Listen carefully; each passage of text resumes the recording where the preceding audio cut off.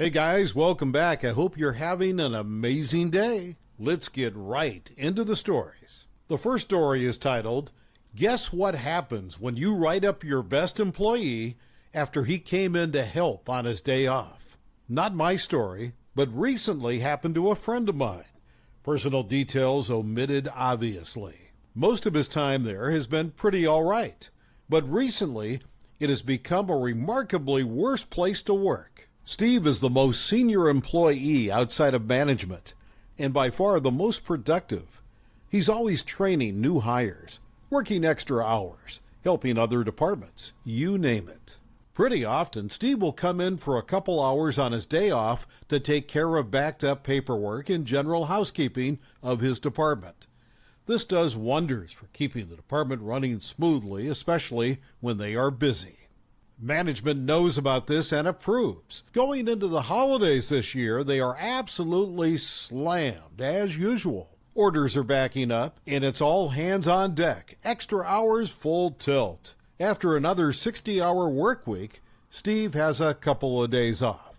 On his second day off, he decides to go into work for a few hours. He knows that his co-workers are likely too busy to be taking care of the side stuff, so he's being a team player and helping out. While he's finishing up and about to leave, Steve's manager comes up to him, and they have the following conversation.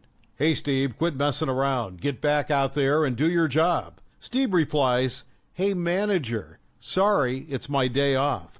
I'm not scheduled to work this shift.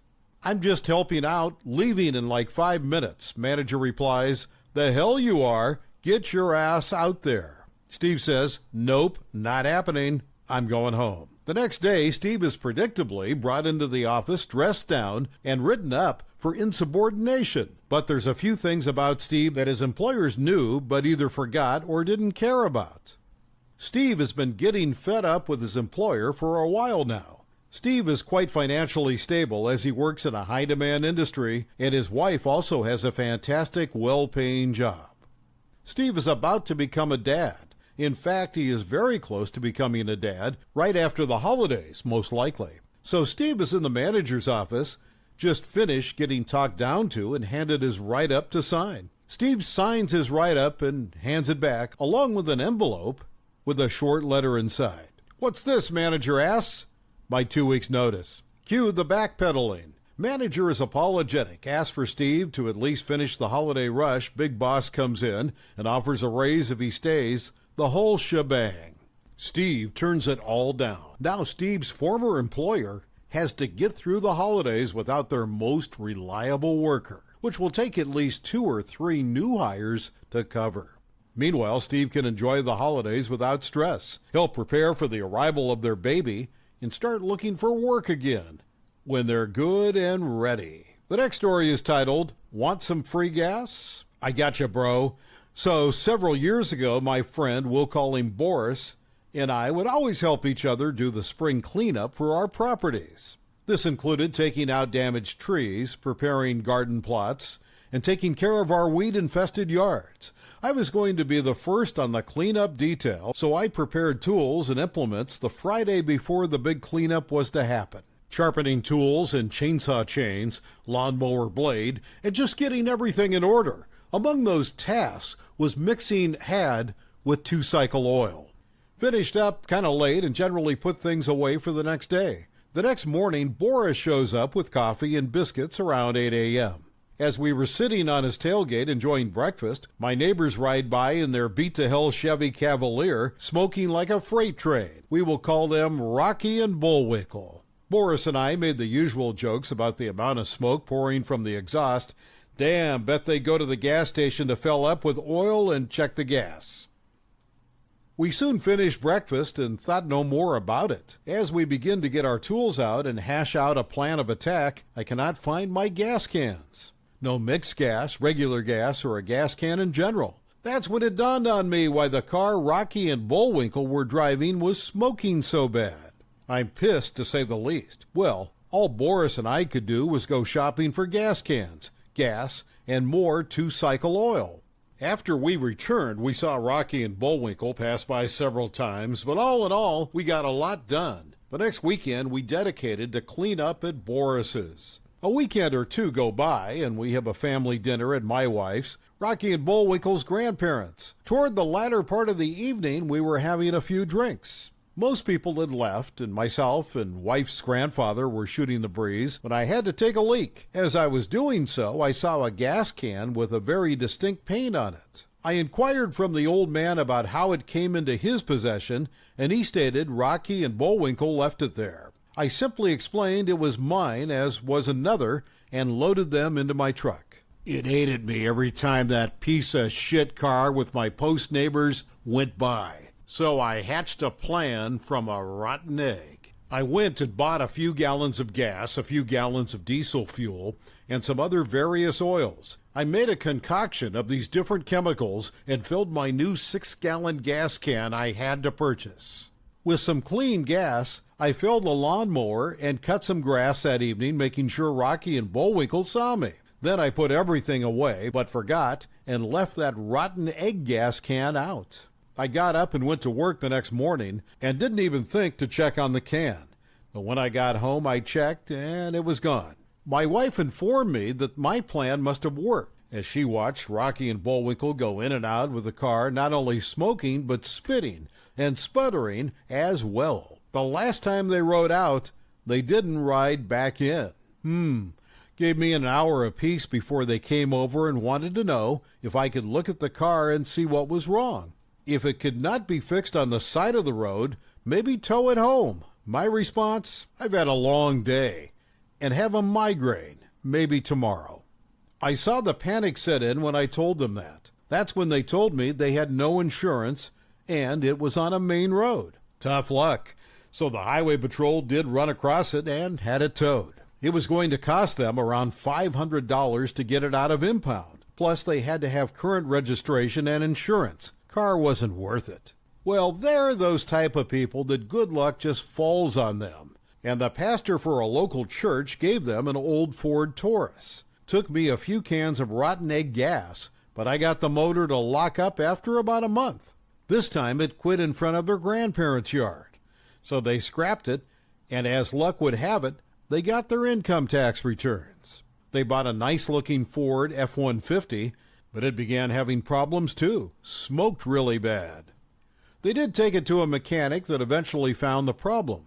He got the truck running right again for about $1,500, and I have never had any more gas come up missing. Thanks for reading. The next story is titled, Just Ducking Leave. Well, all right then. So my ex-wife used to pull the bullcrap move of getting out of the car and walking whenever there was an argument, knowing my stupid ass would follow her and try to convince her to get back in so we could go home. One night she started an argument accusing me of flirting with a waitress who was the mother of one of my high school friends. Definitely was not on my radar of women to flirt with, and I let her know that in no uncertain terms. As usual, she jumped out of the car and starts walking. So here I go, driving next to her, window down, trying to coax her back in the car. Now, on this particular evening, it was raining and cold, and I had really just about had enough of this stupid habit of hers. So I asked her twice to get in, and I told her I'd leave if she didn't. She said, just ducking leave, go home. So I did. Went home, cracked open a cold Pepsi, grabbed my new book, plopped my ass down in the recliner, and started reading. 30 minutes later, she flings the door open, looking like a drowned rat and extremely pissed. She starts yelling, "Where did you go? Why didn't you come back for me?" I calmly said, "Well, you told me to leave and go home. I just figured you needed some time to cool off." Funny, you know, she never got out of the car again for some reason. The next story is titled, I Walked Out Over a Chair and My Family Tore Itself Apart. I wasn't going to come back here again. To be honest, I'd completely forgotten I made this account. I only got back in because I'd written down the password and left it on my desk. I was listening to Reddit videos on YouTube a couple of weeks ago when I suddenly heard my old Am I the Asshole post. So I thought I'd give an update.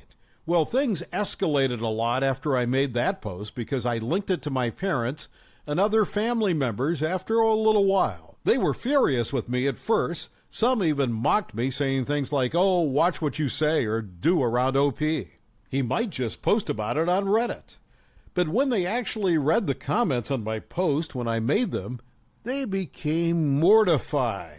My brother-in-law did agree to pay for a new chair and gave me the money I asked for. I bought a better folding chair than my last one and resumed going to family functions. But whenever I was there was this air about some of the family members. They looked at me like I'd sucked all the fun out of the room. My parents had stopped thinking the chair thing was funny and even scolded a kid for taking my seat when I got up to use the bathroom. The only problem is that this kid was my nephew. And he started crying when they made him get up. My brother-in-law came to the boy's rescue, and my nephew ended up blurting out that his daddy told him he could do it. When I was out of the bathroom, there was a big fight about it going on. Several family members, including my sister and brother-in-law, were all yelling that it was just a damn chair, and I shouldn't be so butthurt about it. My parents demanded to know why they were so butthurt about not being allowed to screw with me anymore. Like, what was their motivation after doing it for so long? It made no sense and wasn't funny anymore. And that's when I intervened. I told them none of this crap would have ever happened if they hadn't been so intent on messing with me when there really was no point to it. And I only started bringing my own chair because I could never find a stable place to sit. And if they still thought they were in the right about the situation, then they were just bullies, plain and simple. And what kind of example is that to be setting for their son? My brother-in-law raged, grabbed my new chair, and hurled it through the living room bay window. There was a bit of a pause before he realized what he'd just done. Then he took off in his car and left my sister and nephew there. My parents got my sister to call him, and over the phone they threatened to go to the police if he didn't pay for the damages. Brother-in-law yelled a few F-bombs until my sister took the phone back, and then she said he can either make things right or she'll divorce him.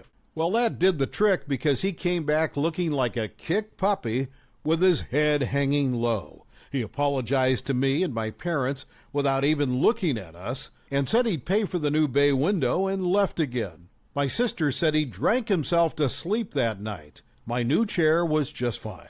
It took being hurled through a bay window like a champ. There was hardly a scratch on it. And until then, the window had to be covered with plywood. It took some time, but they got the new bay window. And until then, the window had to be covered with plywood. It took some time, but they got the new bay window. And it's better than the old one, though I imagine it was extra expensive because it's a bay window. The family was still divided about the situation for a while, mainly brother-in-law's parents, my uncle, and a couple of cousins. They blamed me and called me obnoxious over insisting on bringing my own chair and refusing to let anyone else use it. So I compromised. I said that if I had a good designated seat that no one will try to take away, I'll leave my chair in my car. It took 2 more family barbecues before they finally agreed to this. Since then, I've left the chair in my car unless there really wasn't enough seating, and that's only happened once since then. The problem is, though, that even though they've stopped screwing with me, they were still screwing with each other until things went too far. They still like to take each other's seats, but I guess others were following my example because they put their foot down and demanded it stop. It's been going on for decades, and they've had enough. Brother-in-law stayed out of the fight entirely and hasn't caused any more trouble. But for several family functions, a number of people didn't bother to show up. My mother was broken up about it because she loves hosting parties. It took months, but everything more or less normalized again. But without the chair thing going on, some have resorted to other stupid pranks, like a little device you hook to a chair that makes farts. They didn't do this to my seat, but did it to a cousin, and said cousin got really petty at the next party and let out real farts. He said he ate a whole pack of fiber bars and had eggs for breakfast, and it was damn nasty. Other pranks included hiding eating utensils, a stink bomb, hiding some sort of monster thing in the toilet, cellophane in a doorway, ripping paper when someone bends over, messing with drinks, hiding shoes, copying outfits, a container of foam, packing peanuts above a doorway, and finally the one that really infuriated my aunt and uncle when a party was held at their house. A glitter bomb. They got their carpet professionally cleaned and billed the person who made the glitter bomb for it. So, now pranks are just over. They don't want any more. I'm fine with that, but the last few family functions have been a bit dull. I think they were so used to how things were that they're now trying to find other ways to amuse themselves that don't involve cell phones. The last story is titled, Choosing Beggar Relatives. I'm a tire fitter. I have this aunt who usually comes to me to switch her tires from the winter ones to the normal ones, and vice versa, for which I charge her nothing since she is my aunt. One day she calls me asking if I could come for the usual work, to which I said no since it was a very busy day. 1 hour later, guess who arrives at my workplace? Yeah, I tell her again that I was seriously too busy, and she answers, no problem, I'm not in a hurry, like that was the problem. After a while, I'm forced to send paying customers away because I can't keep up with all the work. And even so, she stays without giving a single duck. So when her turn comes, I do my job and then ask her to pay. Because working for free for a relative may be acceptable, but losing money is just too much. To which she has a shocked reaction, followed by literally throwing the money at me. The next day, I see a post of her on Facebook saying, "Don't you think 50 cents is too much for tire replacement?" For the first time, she had to pay in years. Needless to say, I refused to ever do anything for her from that day on. Thank you for watching. I would really appreciate it if you could like the video and subscribe to our channel if you haven't already. We'll see you again.